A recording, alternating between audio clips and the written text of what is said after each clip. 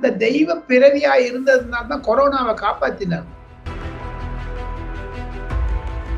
நரேந்திர மோடியினுடைய ஆளுமை என்பது பாகிஸ்தானுக்கும் சைனாவிற்கும் ஏன் இந்தி கூட்டணியில் 3 பிரதமர் வேட்பாளர்கள் பெயரை வெளிநாட்டுக்கு போகணும்னு நினைச்சுனாங்க. போல சில எம்பிக்கள் வெளிநாட்டில் இருக்காங்க. அது தெளிவா எனக்கு காங்கிரஸை ஒழித்தது தெய்வ பிறவி. அது காங்கிரஸை ஒழித்தது அதெல்லாம் விட்டுருங்க. நரேந்திர மோடி ஆன் வாய்ஸ் வீடியோஸை லைக் பண்ணுங்க, ஷேர் பண்ணுங்க, சப்ஸ்கிரைப் பண்ணுங்க அண்ட் மறந்துடாம பெல் பட்டனை பிரஸ் பண்ணுங்க. தமிழ் உறவுகளுக்கு வணக்கம். இன்று நம்மோட இணைப்பில் இருப்பவர் the top political analyst, everlasting, the one and only mister Delhi Rajagopalan அவர்கள். சார் வணக்கம், எப்படி இருக்கீங்க? நமஸ்காரம். கணேஷுடைய நேயர்களுக்கும் ரியல் வாய்ஸ் நேயர்களுக்கும் என்னுடைய மனமார்ந்த நமஸ்காரங்கள். இன்று டெல்லியில் நல்ல மழை பெய்தது. குளிர் மாதிரி ஒரு குளிர்ச்சியான வியாழக்கிழமை 29ஆம் தேதி மே மாதம் மாலை 6 மணிக்கு நாம் இதை ஒளிப்பதிவு செய்கிறோம். திடீரென்று 53 டிகிரியை தொட்டது. 120, அது 53 ஃபாரன்ஹீட், 123 டிகிரி. அவ்வளவு சில பேருக்கு மூக்குல ரத்தம்லாம் வந்துருச்சுங்க கணேஷ். ஐயோ, ரொம்ப ஹீட். அது ஜூலை மட்டும் இருக்கும். பட் இருந்தாலும் நடுவுல கொஞ்சம் ஆந்தின்னு சொல்லு, மணல் காற்று வந்தால் ஆந்தி என்று. எதற்கு சொல்கிறேன் என்றால், ஒவ்வொன்றுத்துக்கும் ஒரு தர்மம் இருக்குது. குருவி, அந்த குருவி ஒரு 10 மீட்டர்ஸ் தான் பறக்கும். பருந்து 40 மீட்டர் பறக்கும். அப்படிலாம் ஒரு கணக்கு இருக்குது, ஆண்டவன் கொடுத்திருக்காரு. அதுக்குதான் குமரி அண்ணன் அடிக்கடி தர்மத்தின் வாழ்வு தனி சூது கவ்வியும் தர்மம் மறுபடியும் வெல்லும் சொல்லி தர்மத்துக்கு அடுக்காதுன்னு வரீங்க தாத்தா. அதுக்கு ஒரு லிமிடேஷன்ஸ் உண்டு. அந்த மாதிரி வெயில் அதிகமா போனோடனே மழை தானா வந்துருச்சு. இந்தி கூட்டணிக்காரர்கள் நரேந்திர மோடியை நிந்துகிறார்களோ, அவரை ஒரு ஏளனம் செய்கிறார்களோ, அதற்கும் ஒரு லிமிட் இருக்கு, அதுக்கும் தர்மம். அதனாலதான் நரேந்திர மோடி என்ன பண்ணாரு, தமிழ்நாடு இந்த வாட்டி சூஸ் பண்ணிட்டு தமிழ்நாட்டுல போய் தியானம் பண்ண ஆரம்பிச்சிட்டாரு. ஆமா சார், எதுக்கு சார் தமிழ்நாடு சூஸ் பண்ணாரு? அதுவும் கன்னியாகுமரி விவேகானந்தர் சிலை பக்கத்துல போயிட்டு அவருக்குன்னு தனி ரூம் இப்ப போட்டிருக்காங்களாமா. சோ அதனால ஸ்பெஷலா என்ன பண்ணிருக்காங்க கேட்டா, அதை 2 மாசம் முன்னாடியே டிசைட் பண்ணாங்க. அது திராவிட முன்னேற்ற கழகத்தையும் மு.க. ஸ்டாலினும் திராவிடத்தையும் ஒழிப்பதற்காகத்தான் நரேந்திர மோடி பிறந்திருக்கிறார். அவர் ஒரு தெய்வ பிறவி என்றெல்லாம் சொல்லுகிறார். இருப்பினும் ஒரு நியாயம் இருக்கா சார்? எதுக்கு சார் அவர் அது மாதிரி பேசணும்? முதல்ல திடீர்னு நிறைய பேர் அத பாராட்டவும் செய்யறாங்க, நிறைய பேர் நிந்திக்கவும் செய்யறாங்க. என்ன இப்படி பேசிட்டாரு அப்படின்ற மாதிரி ஒரு செய்தி. நிந்திப்பவர்களுக்கு ஒரு செய்தி என்ன என்று கேட்டால், இந்த தெய்வ பிறவியா இருந்ததுனால தான் கொரோனாவை காப்பாத்தினாங்க. நம்ம காப்பாத்தி இருக்க முடியாது. காங்கிரஸ்காரன் சாப்பிட்டு போட்டுருப்பாங்க, மூக்கு நிறைய சாப்பிடுவாங்க எல்லாரும். A to Z காங்கிரஸ் சாப்பிட்றதுதான் ஊழல் கட்சி காங்கிரஸ். திமுக ஊழல் கட்சி. சோ அதை விட்டுருங்க. இப்போ நரேந்திர மோடிக்கு தெய்வ பிறவி என்று சொன்னால், ஒரு உதாரணத்திற்கு சொல்லுகிறேன். நரேந்திர மோடி ஒருவரால் தான் மட்டும் சிதம்பரம் போன்ற மாபெரும் வெள்ளை என்று சொல்லக்கூடிய ஊழல் பேர் வழிகளை வெள்ளை என்று போட்டுக்கொண்டு உலகத்தை ஏமாற்றி வந்தவர்களுக்கெல்லாம் சிறையில் அடைத்தது நரேந்திர மோடி ஒருவரால் தான் முடியும். அதனால்தான் அவர் தெய்வ பிறவி. அதையும் தவிர பெங்கால்ல 3 சீட் வச்சிருந்தாங்க, இப்ப 80 சீட் வந்திருக்காங்க. இந்த வாட்டி பாருங்க 25 சீட் எடுக்க வராங்க லோக்சபால. அது ஒரு தெய்வ பிறவி. இந்தியா காங்கிரஸை ஒழித்தது தெய்வ பிறவி. அது காங்கிரஸை ஒழித்தது அதெல்லாம் விட்டுருங்க. நரேந்திர மோடி ஏன் கன்னியாகுமரிக்கு சூஸ் பண்ணான்னு கேட்டீங்கன்னா, அவர் அங்க தியானம் செய்ய போறாரு. அவருக்கு என்று சில எனக்கு தோணுது, அவர் தெய்வ பிறவின்னு சொல்லிட்டு அப்புறம் ஒருவேளை யோகி ஆதித்யநாத் மாதிரி அவர் ஒரு காவியோட போட ஆரம்பிச்சிருவாரோன்னு எனக்கு சந்தேகம் இருக்குது. இப்போ இருக்கலாம் இல்லையா சார்? அவர் தெய்வம் என்ன, விவேகானந்தர் அங்க போனா காவி வர போட்டாரு. அவர் விவேகானந்தர் பேர் கூட நரேந்திரன் பேரு. இவரும் நரேந்திர மோடி காவி உடை அணிந்து கொண்டு தலைப்பா கண்டு நான் பர்மனண்டா விவேகானந்தர் அப்படின்னு விட்டாருன்னா சரியா போச்சு, முடிஞ்சு போச்சு. யோகி ஆதித்யநாத்துக்கு அடுத்ததுதான். இதெல்லாம் கண்டு திராவிட முன்னேற்ற கழகம் பயப்படுகிறது, திண்டாடுகிறது, திணறுகிறது. ஏண்டா அவர் வராருங்க அப்படின்னுட்டு.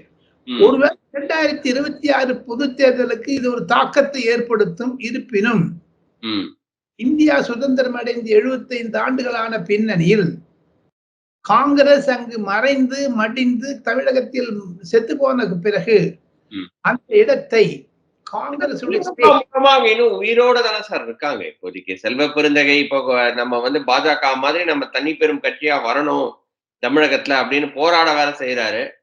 அதுக்கு காரணம் என்ன என்று கேட்டால் 26 அவர் அதிமுகவுடன் போவதற்கு தான் தயாராகி கொண்டிருக்கிறார்கள். ஓ ஓகே.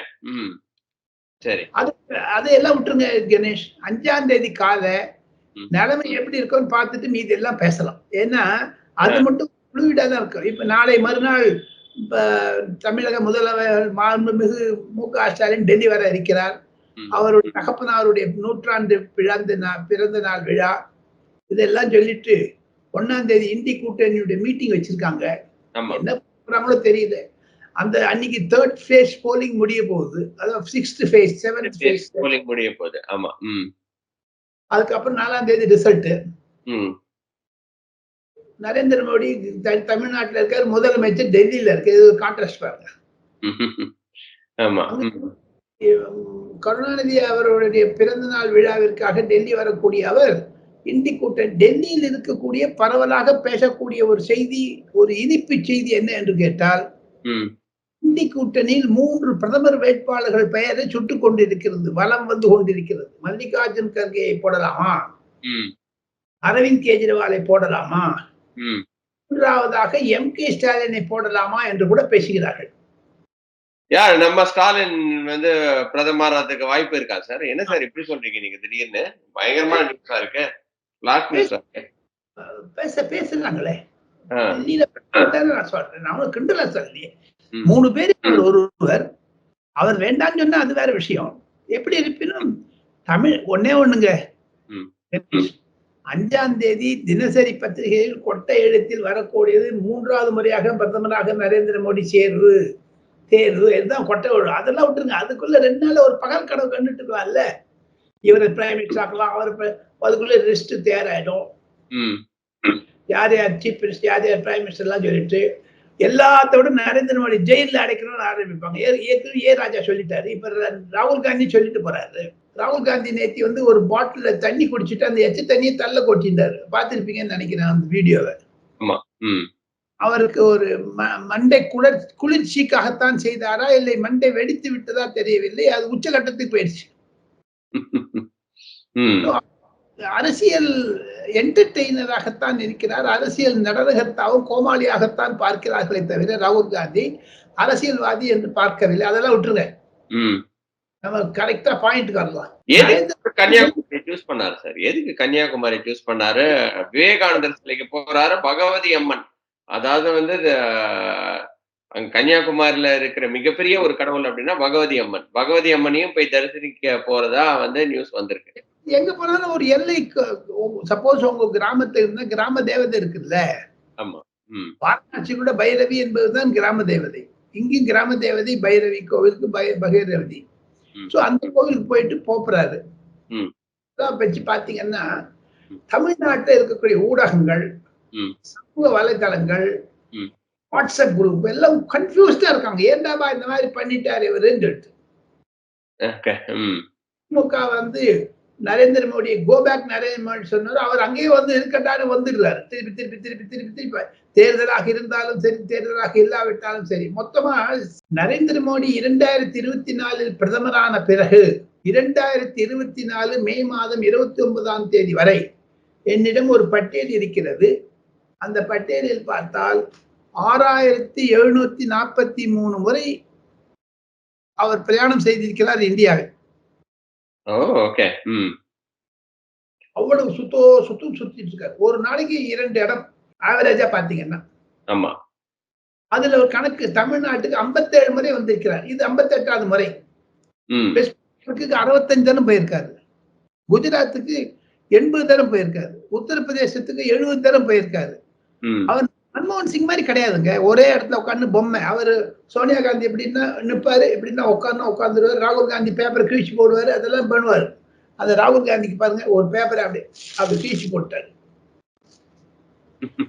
அதுக்கெல்லாம் மன்மோகன் சிங் ஒத்து போவாரு. நரேந்திர மோடி அப்படி அல்ல. நரேந்திர மோடியினுடைய ஆளுமை என்பது பாகிஸ்தானுக்கும் சைனாவிற்கும் ஏன் அமெரிக்காவிற்கும் கூட தெரியும். நிச்சயமா.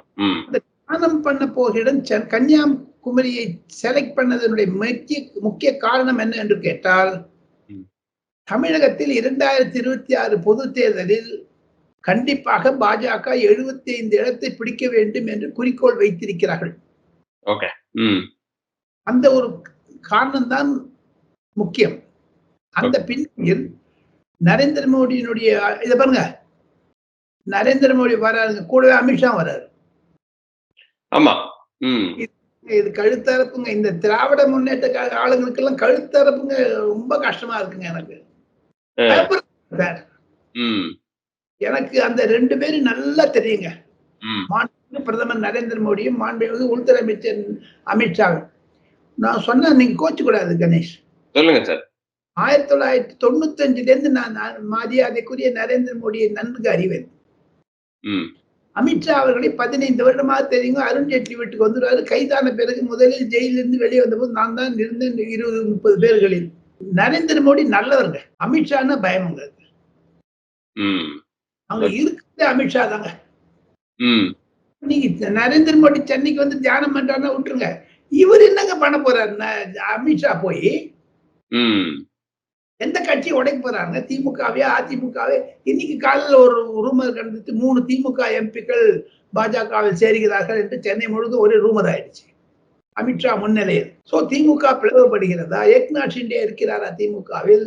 அது நடுவில் வந்து மாண்புமிகு முதலமைச்சர் தன்னுடைய மகனை துணை முதலமைச்சராக்க வேண்டும் என்கிற தகப்பனார் பிரதமர், மகன் துணை அமைச்சர். சப்போஸ் தகப்பனார் பிரதமர் ஆயிட்டா மகன் வந்து முதலமைச்சர் ஆயிடுவாரு. Best of luck to mister Udhayanidhi. இதெல்லாம் நடக்குதுங்க. இதெல்லாம் தெரிஞ்சுதான் பிஜேபி ஒரு கொஞ்சம் வாழை விட்டு பாக்குறாங்க. அப்படி தமிழக ஊடகங்களும் தமிழக நெறியாளர்களும் தமிழக பத்திரிகையாளர்களும் ஒரு குழம்பி இருக்கிறார்கள். குழம்பி இருக்காங்க.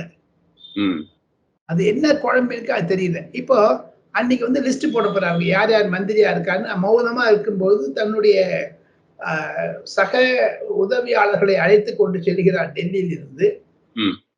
சென்றால் அவருடன் பிரதமர் செயலகமும் செல்லும். 4 பேர் சொன்னாங்க, லிஸ்ட் எல்லாம் போடுவாங்க. அடுத்த மந்திரி சபைக்கு யார் யார் வருது போகக்கூடாதுன்னு. இதுல ஒரு வினோதம் பாருங்க. அன்னைக்குதான் எக்ஸிட் போல் வருதுங்க. ஆமா. அந்த எக்ஸிட் போற அன்னைக்கு முடிச்சுட்டு இங்க வந்துருவாருங்க. 31ஆம் தேதி முழுக்குல இருக்காரு, 1ஆம் தேதி முழுக்குன்னு இருக்காரு. 1ஆம் தேதி வாரணாசியில போலிங். இவர் என்ன இடம்னா அங்க உட்கார்ந்து இருக்காரு, தவம் பண்றேங்கிறாரு. அதை பார்த்துட்டு செல்வ பெருந்தகைக்கு வேத்து கொட்டுது. எலெக்ஷன் கமிஷனுக்கு லெட்டர் போட்டாரு. எங்க இவருக்கு எங்க ஒண்ணா போலாம். முதலமைச்சர் நீலகிரிக்கு சென்று அவங்க எல்லாம் வெளிநாட்டுக்கு போகணும்னு நினைச்சுனாங்க, போல. சில எம்பிக்கள் வெளிநாட்டுல இருக்காங்க. அது தெளிவா எனக்கு ஒரு போன் வந்ததுங்க இன்னைக்கு காலைல. அந்த ஃபாரின் போனா தான் நான் எடுக்கதே கிடையாது, பயமா இருக்குது. பெக்ஸி கால் இருக்கும்போது நினைச்சிட்டேன். ஆனா நான் அண்ணா பேசுறேன், நான் நல்லா இருக்கீங்களா கேட்ட ஆரம்பிச்சிட்டாரு. ஒரு sitting MP, Lok Sabha election, Thailand. அவங்க எல்லாம் ஃபாரின் போலாம். நரேந்திர மோடி விவேகானந்தர் இல்லத்துக்கு போக கூடாது. ராகுல் காந்தி 248 தானே போலாம் ஃபாரினுக்கு. அவர் எதற்காக செல்லுகிறார் காரணமே தெரியல. சில பேர் சொல்றாங்க அவர்கிட்ட 3-4 பாஸ்போர்ட் இருக்குது. அதெல்லாம் உண்மையா பொய்யா தெரியாதுங்க. அப்படி இருக்கும்போது எதுக்குங்க அப்படி போடணும்? அதையும் தவிர நரேந்திர மோடி அங்கு இருக்கிறார் என்றால் அடுத்ததாக டெல்லியில் உஷ்ணம் அதிகமாக வெப்பநிலை அதிகமாக இருப்பதனால் ஜனாதிபதி இல்லத்தினுடைய முன் வராண்டா போர்கோட்ல ஒரு 5000 பேர் அகாமடேட் பண்ணது. எடுத்துக் கொள்ளலாமா பதவி பிரமாணத்தை, அல்லது பாரத் மண்டபம் என்று G20 நடந்த இடத்தில் வைத்துக் கொள்ளலாமா, புது பாராளுமன்றத்தில் வைத்துக் கொள்ளலாமா என்று யோசனை செய்து வருகிறார். அதை முடிவு செய்து விடுவார். இதுக்காக தாங்க சென்னைக்கு போறது, ராமேஸ்வரம் போறாங்க. சூப்பர் சார், ரொம்ப ரொம்ப நன்றி சார். நம்மளோட क्वेश्चंस எல்லாம் ஆன்சர் பண்ணதுக்கு. இன்னொரு வீடியோவில் சந்திக்கிறேன். அதுவரை நன்றி, வணக்கம் சார்.